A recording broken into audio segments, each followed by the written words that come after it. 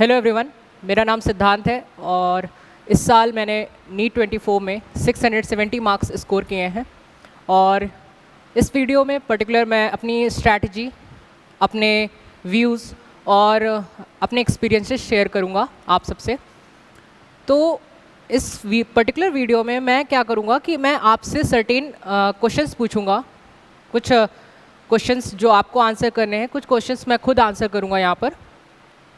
So let's start. First question is why did you start? इसका अलग अलग answer हो सकता है। मेरा आंसर आपसे बहुत ज़्यादा वेरी कर सकता है। तो इसमें आपको सबसे बेसिक और बहुत इंपॉर्टेंट क्वेश्चन यही है कि why did you actually start? ये आपको जब बहुत ही ज़्यादा टफ टाइम आएंगे आपके, या डाउनफॉल आएगा, या आपको कुछ समझ में नहीं आएगा, तो आपको यही बेसिक क्वेश्चन ही मदद करेगा आगे बढ़ने के लिए। तो मेक श्योर आप वीडियो में आगे बढ़े इससे पहले आप इस क्वेश्चन का आंसर ज़रूर दें, और इसका आंसर आपको खुद अपनी कॉपी में लिखना है। Why did you actually start? What was my time table?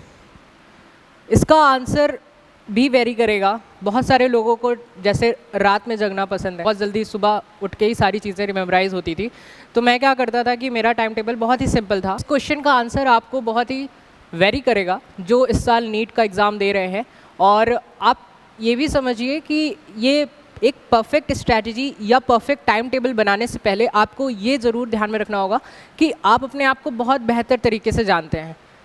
और एक परफेक्ट स्ट्रैटेजी या परफेक्ट टाइम टेबल बनाने के लिए एक हिट एंड ट्रायल मेथड लगातार चलता रहता है जब तक आपका नीट के एग्ज़ाम नहीं आ जाता। और एक हिट एंड ट्रायल मेथड से ही आप एक परफेक्ट टाइम टेबल तक पहुंच पाते हैं।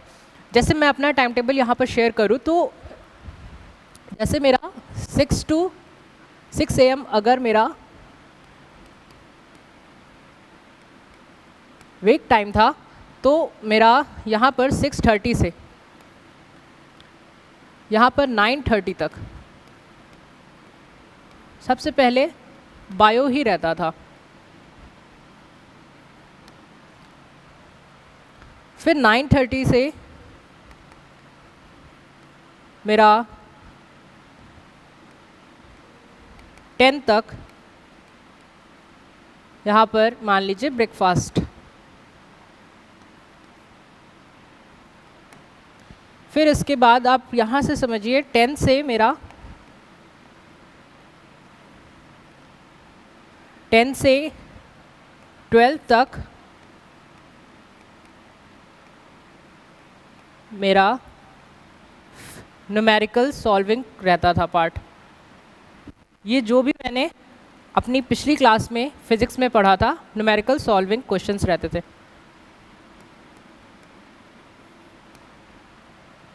10 से 12 हो गया। आप इधर ऐसे समझिए, यहाँ पर 12 से आपका यहाँ पर 1 तक यहाँ पर मेरा रिवीजन चलता था फिज़िक्स का। और यहाँ पर 1 से 2 तक मेरा लंच हो गया, क्योंकि 2 पे 5 PM तक ये मेरा सबसे बेस्ट स्लॉट होता था हमेशा। This will be my best slot. और इसमें और इस पर्टिकुलर स्लॉट में मेरा ये रहता था कि मैं सबसे ज़्यादा इसमें क्वेश्चन सॉल्विंग करूं, लगातार क्वेश्चन सॉल्विंग करूं। और इसमें मैं एक सेटिंग ही मारता था, 2 से 5 की मैं एक पर्टिकुलर सेटिंग मारता था। ये क्योंकि नीट के एग्ज़ाम के लिए भी आपके लिए बहुत ज़्यादा बेनिफिशियल रहेगा, तो आप ये भी चीज़ को ध्यान में रखें। फिर 5 से 6 मेरा कुछ नहीं रहता था, पर इसमें मैं कोशिश यही करता था कि मैं वॉक करूं या फिर मंदिर विज़िट करता था। ठीक। और इसके बाद फिर मेरा 6 to 8 फिर एक स्लॉट रहता था। इसमें मैं जनरली केमिस्ट्री जो पढ़ाया जा रहा है वो करता था। और 8 से 10 अगर मन किया पढ़ना है तो पढ़ना है, नहीं तो फिर कोई बात नहीं। तो आप ये चीज़ ध्यान में रखिए। आपका मेरे से टाइम टेबल से बहुत ज़्यादा वेरी करेगा। तो बेसिकली आपको ये ध्यान में रखना है कि आपकी खुद की स्ट्रैटेजी क्या है और आप अपने आप को कितने बेहतर तरीके से जानते हैं। कुछ लोग यहाँ पर जितने बजे मेरा बायो का एक स्लॉट खत्म हो रहा होगा वहाँ पर वो लोग उठेंगे। तो आप अपनी स्ट्रैटेजी अपने आप बनाइए, make your own strategy, do not try to copy.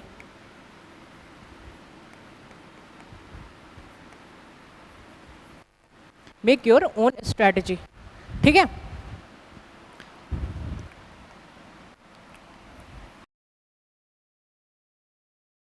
Right approach towards the subject. हमारा नेक्स्ट क्वेश्चन है कि आपका पर्टिकुलर इस नीट 25 एग्जाम के लिए आपका राइट अप्रोच क्या होना चाहिए।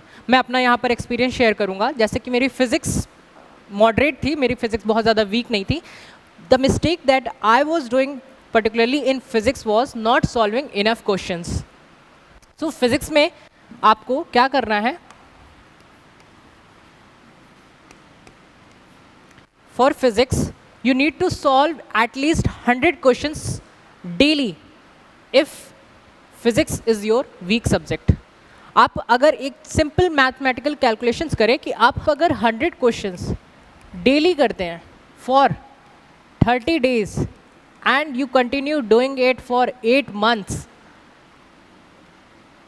it will be equal to 8 3s are 24 0। You have actually solved 24,000 questions in particular physics. और फिजिक्स में ऐसा नहीं करना है कि आप अगर पूरा चैप्टर फुल चैप्टर आपका कंप्लीट हो गया है तब आप क्या कर रहे हैं कि इकट्ठा बैठ के कर रहे हैं सॉल्व। फुल चैप्टर नहीं लगाना है, आपको क्या करना है, instead topic wise question solve करने हैं, टॉपिक वाइज। फॉर एग्जाम्पल आपके लिए मैं एक एग्जांपल देता हूं, जैसे कि रोटेशनल वाला जो चैप्टर है,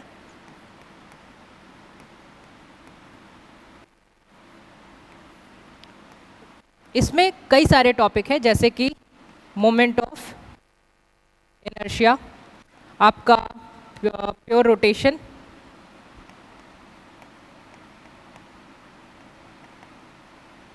फिर यहाँ पर टॉर्क हो गया, फिर यहाँ पर कंजर्वेशन ऑफ एंगुलर मोमेंटम हो गया। तो ये अगर 4 टॉपिक है मान लीजिए एक पर्टिकुलर चैप्टर रोटेशन में, तो आपको क्या करना है कि रोटेशन के रोटेशनल पूरा चैप्टर खत्म होने के बाद आपको नहीं लगाना है। आपको क्या करना है, अगर आपके टीचर ने मोमेंट ऑफ इनर्शिया खत्म कर दिया तो आपको मोमेंट ऑफ इनर्शिया के सारे क्वेश्चंस लगाने हैं, whether it is NEET, JEE, previous year AIIMS questions, and JEE में आप कोशिश करिएगा कि लास्ट 2 ईयर्स के, बस उससे ज़्यादा नहीं, लास्ट 2 ईयर्स। और एम्स हो गया, यहाँ पर आप वो भी ऐड कर सकते हैं प्रीवियस ईयर्स AIPMT क्वेश्चंस, ये तो मस्ट है, एम्स और नीट। ये आपके ऊपर है कि अगर आपको प्रैक्टिस अपनी बहुत ज़्यादा अच्छी करनी है तो आप कर सकते हैं। मैंने कम से कम 14,000 क्वेश्चंस दिए थे और मैंने 14,000 क्वेश्चंस एक्चुअली सॉल्व किए थे। मैं आपका इसका यहाँ पर स्क्रीनशॉट भी यहाँ लगा दूंगा।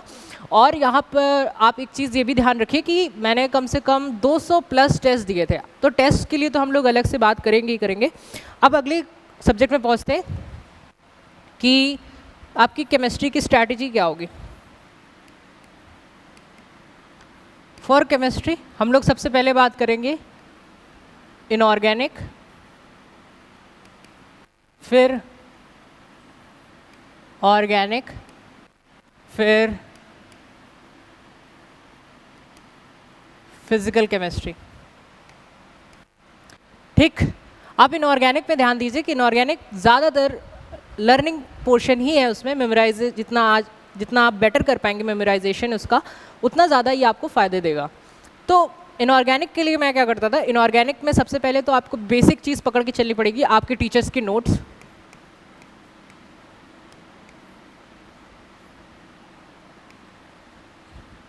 टीचर्स के नोट्स आपको ध्यान देने पड़ेंगे। टीचर्स के नोट्स के जस्ट बाद आपको रीड करनी है NCERT। मैं अपनी NCERT रीड करता था और उसके बाद मैं कोशिश ये करता था कि मैं यहाँ पर एनसीईआरटी में, पर्टिकुलरली एनसीईआरटी के या तो साइड के पेजेस में जो स्पेस दी रहती है उस पर कुछ इंपॉर्टेंट डेटा हुआ तो नोट कर लेता था, या फिर मैंने लास्ट टाइम के लिए क्या कर रखा था कि लास्ट एक मंथ में मुझे वापस से एनसीईआरटी पलटनी ना पड़े, तो इसके लिए मैंने क्या किया था कि मैंने एक सिंगल शीट ऑफ पेपर में मैंने पूरे जो केमिस्ट्री इनऑर्गेनिक के लिए जितने भी, जैसे पी ब्लॉक हो गया आपका, इसमें मैंने क्या रखा था कि हर एक ग्रुप का मैंने एक पेज में इम्पॉर्टेंट जो केमिस्ट्री का डेटा है, ट्रेंड्स हैं, कुछ भी इंपॉर्टेंट डेटा है वो मैंने लिख रखा था, हर एक पेज में बना रखा था। तो इससे एक चीज़ ये फ़ायदा था कि मैं 15 मिनट्स में पूरा का पूरा पी ब्लॉक रिवाइज कर सकता था उस पर्टिकुलर शीट की मदद से। और मैं उसको क्या करता था कि मैं डेली अपने शेड्यूल में कहीं ना कहीं उसको एडजस्ट कर ही लेता था। तो आप ये चीज़ ध्यान रखिएगा। फिर ऑर्गेनिक के लिए तो सबसे पहला इंपॉर्टेंट पॉइंट है कि आपका नेम रिएक्शंस।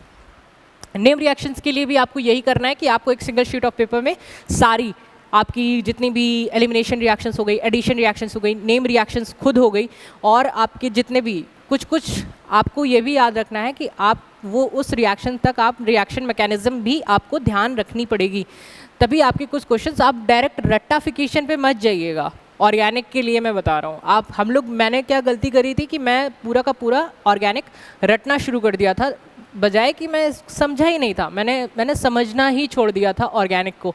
तो आपको ये ध्यान रखना है कि आपको ऑर्गेनिक समझ के पढ़नी है। तो उसके लिए आप ये 3 चीज़ें इंपॉर्टेंट याद रखिएगा कि सबसे ज़्यादा इसमें आपको न्यूमेरिकल्स, जितने भी न्यूमेरिकल्स नहीं, इसमें आपके जितने भी क्वेश्चंस पार्ट हैं,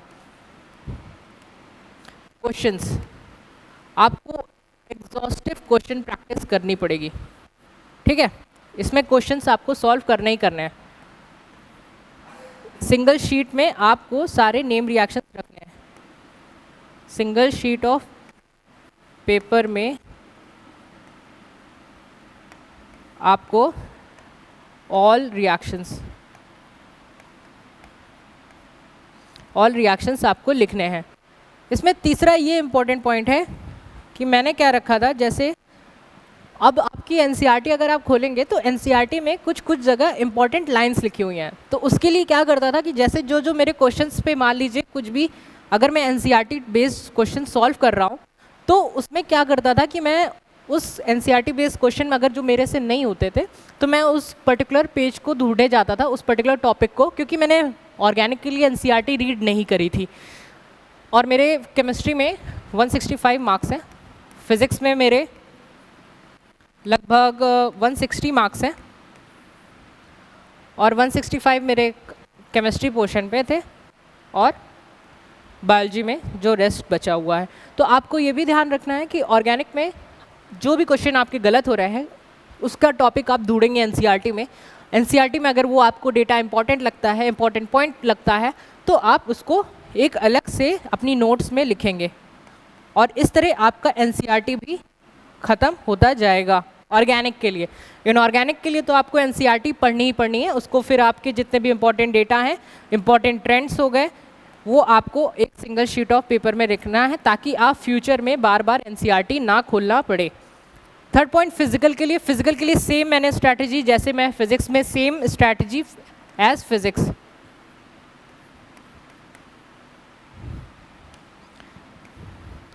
सेम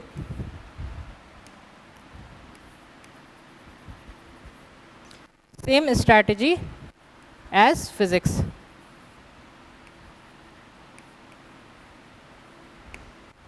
ठीक, वही इसमें भी मैं डेली 50+ क्वेश्चन ही सॉल्व करता था। मैंने मोल कंसेप्ट के क्वेश्चन सॉल्व नहीं किए थे, और वही मेरे नीट में गलत हो गए थे, बहुत बेकार हुआ था। फिजिकल पोर्शन की वजह से ही मेरे 165 आए थे। हाउ मैनी टेस्ट सीरीज, मैंने नीट प्रेप की टेस्ट सीरीज़ ज्वाइन करी थी, आकाश की AITS ज्वाइन करी थी, और मैंने फिज़िक्स वाला का बैच ज्वाइन किया था, प्रयास बैच, और मैंने यकीन बैच मेरे पास, हाँ यकीन बैच भी मैंने परचेज़ किया था। तो मैंने उसके साथ मुझे यकीन की भी टेस्ट सीरीज़ मिल गई थी। तो मैंने ओवरऑल, मैं आपको बताऊं कि मैंने टोटल 3 टेस्ट सीरीज़ ज्वाइन करी थी। मैंने एक चीज़ पर, आपको 3 टेस्ट सीरीज़ ज्वाइन करनी है, you have to join at least कम से कम आप 2 टेस्ट सीरीज़ तो जाए ही जाएं। आप इसमें या तो PW नीट प्रेप का कॉम्बिनेशन रख सकते हैं। मैंने नीट प्रेप के टेस्ट सीरीज़ के लिए मैंने एक अलग से वीडियो बनाया रखा हुआ है, अगर आप चाहें तो देख सकते हैं। और आकाश का AITS बहुत बढ़िया टेस्ट सीरीज़ है, पर ये कॉस्ट इसका थोड़ा ज़्यादा है। और आकाश के सेंटर्स भी हर सिटीज़ में अवेलेबल हैं, तो ईज़िली आपको मिल जाएगा। आकाश का टेस्ट सीरीज़ तो आपको देना ही देना है, या नीट प्रेप में एक चीज़ मैं आपको बहुत बढ़िया बताता हूँ कि अगर नीट प्रेप का आप टारगेट बैच अगर अपने आप से ज्वाइन करते हैं, तो टारगेट बैच के साथ आपको जो क्वेश्चन प्रैक्टिस वाला चीज़ मैंने बताया था, मैंने यहीं से नीट प्रेप से ही अपने टारगेट बैच से ही सारे के सारे क्वेश्चन सॉल्व किए थे, तो ये मेरा प्लस पॉइंट था। तो मैं मैनेज कैसे करता था टेस्ट सीरीज़ को, तो नीट प्रेप और आकाश का अगर देखें तो आकाश में जब मैंने ज्वाइन किया था नीट प्रेप का, मैंने पहला टेस्ट 26, क्योंकि मैंने अपनी तैयारी 26 नीट 24 के लिए मैंने अपनी तैयारी 26 नवंबर से ही शुरू करी थी। उससे पहले 20 नवंबर से मैंने शुरू करी थी, शायद जब इंडिया वर्ल्ड कप हार गया था उसके बाद से शुरू करी थी।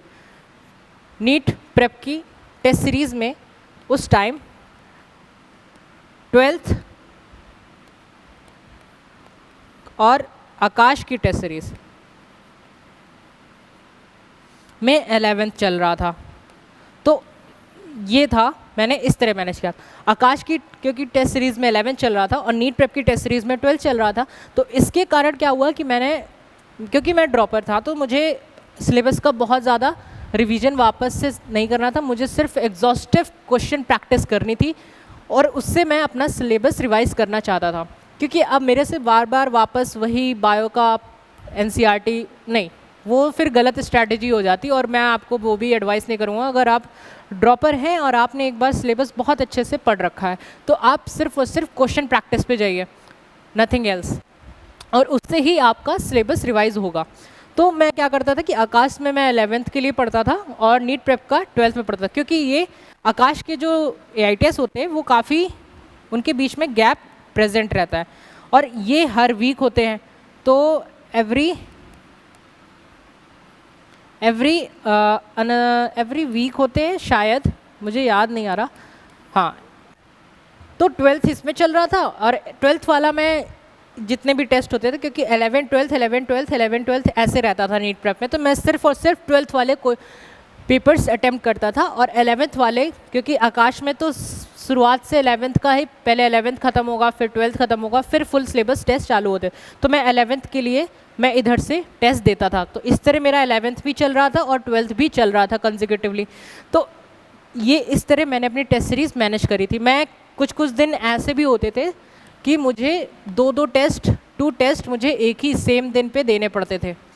ये मैं आपसे क्या होगा कि आपसे बार बार लाइफ एक क्वेश्चन ज़रूर पूछेगी कि how badly do you want this. आपको ये चीज़ बहुत ही अच्छे से याद रखनी पड़ेगी। अगर आप कोई चीज़ बहुत अच्छे से चाह रहे हैं, बहुत शिद्दत से चाह रहे हैं, तो आपको ज़रूर मिलेगी, आपको याद रखना है। तो जब मुझे 2 टेस्ट देने पड़ते थे, तो मैं अपने आप से सिर्फ एक ही सवाल पूछता था, why did you start this. क्योंकि बहुत ज़्यादा हेक्टिक हो जाता था, क्योंकि मैं अगर घर से अपने 10 बजे भी निकला, मान लीजिए 8 बजे निकलना पड़ता था, क्योंकि मैं जहाँ रहता था उधर से काफ़ी 1 घंटे का ट्रैवल था ही सेंटर तक पहुंचने के लिए। तो मुझे 9 बजे से 9:30 से मेरा पेपर चालू होता था, तो मुझे 2 टेस्ट देने के लिए मेरे पूरा दिन वहाँ पर लग जाता था। तो खाने का भी नहीं हो पाता था। तो 2 टेस्ट ऐसे मुझे देने से पहले मैं अपने आप से हमेशा यही एक सवाल पूछता था, why did you actually start this.